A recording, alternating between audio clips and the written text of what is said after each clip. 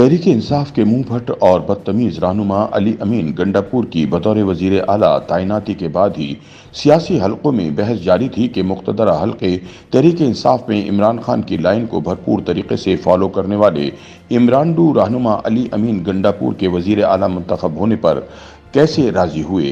ताहम अब सीनियर सहाफ़ी एजाज सैयद ने दावा किया है कि पाकिस्तान तहरीक इंसाफ के बड़े बड़े नामों ने इस्टेब्लिशमेंट के साथ मुफाहमत के साथ इलेक्शन लड़ा था। वजीर आला खैबर पख्तूनख्वा अली अमीन गंडापुर और सेनेटर शिबली फराज भी इन लोगों में शामिल हैं जो सेटिंग के तहत पार्लियामान में लाए गए हैं। ताकतवर हलकों की जानिब से कहा गया है कि ये अपने ही आदमी हैं और इन्हें पार्टी में रखकर ही इनसे काम लिया जा रहा है। एजाज सैयद के बकौल वजीर आला खैबर पख्तूनख्वा अली अमीन गंडापुर ने एक सेटिंग के तहत इलेक्शन लड़ा है और इसमें कोई दो राय नहीं है। बल्कि पाकिस्तान तहरीक इंसाफ के कुछ बड़े नामों का जिक्र किया जाए तो उन्होंने एक मुफाहमत के तहत इलेक्शन में शिरकत की थी। 9 मई के फसादात में मुलविस लोगों में अली अमीन गंडापुर का नाम भी शामिल था।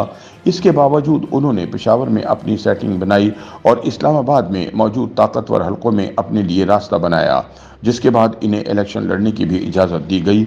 एजाज सैयद के मुताबिक सियासतदान इलेक्शन से पहले रास्ता बनाना जानते हैं।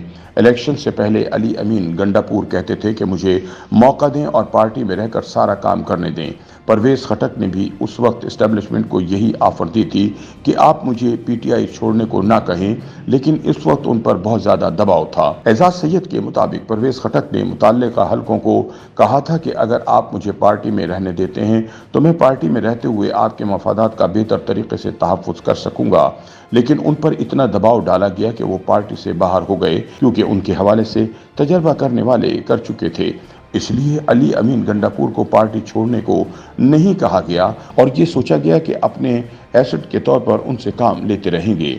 अब वो खैबर पख्तूनख्वा के वजीर आला बन गए हैं तो उन्होंने अपने लीडर इमरान खान को भी खुश रखना है और पार्टी पॉलिसी को भी लेकर चलना है, क्योंकि वजीर आला तो वो अपने पार्टी लीडर के मंशा पर ही बने हैं, लेकिन वो शायद पूरी तरह से कंट्रोल में नहीं रहे।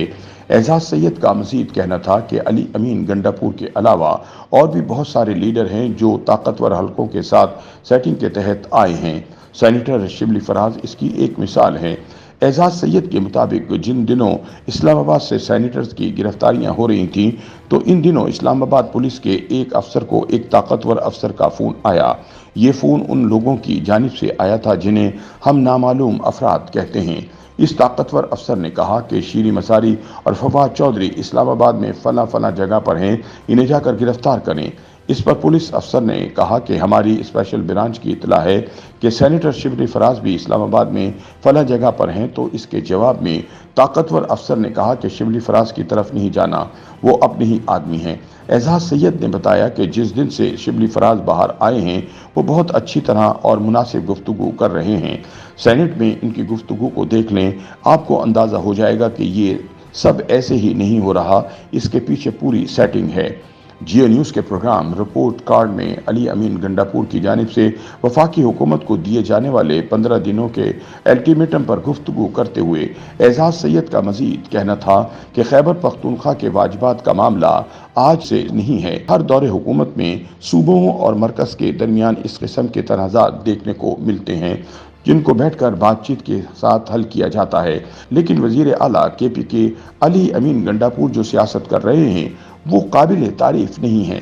वो तौहीन और धमकी की सियासत कर रहे हैं। कुछ रोज़ कबल ही उनका गवर्नर खैबर पख्तूनख्वा के साथ तनाज़ा सामने आया और इस दौरान जैसी ज़बान का उन्होंने इस्तेमाल किया, ये अफसोसनाक बात है। जब आप किसी के बारे में मुसलसल इस किस्म के बयानात देंगे और तज़हीक का निशाना बनाएंगे तो जवाब तो आएगा। YouTube पर गूगली न्यूज देखने के लिए youtube.com की सर्च बार में गूगली न्यूज टीवी टाइप करें। गूगली न्यूज के पेज पर सुर्ख रंग के सब्सक्रिप्शन वाले बटन पर क्लिक करना ना भूलिए। YouTube पेज पर अपलोड होने वाली वीडियोस से बाखबर रहने के लिए बेल आइकन पर क्लिक कीजिए। आपको हर नई वीडियो के बारे में नोटिफिकेशन मौसूल हो जाएगा।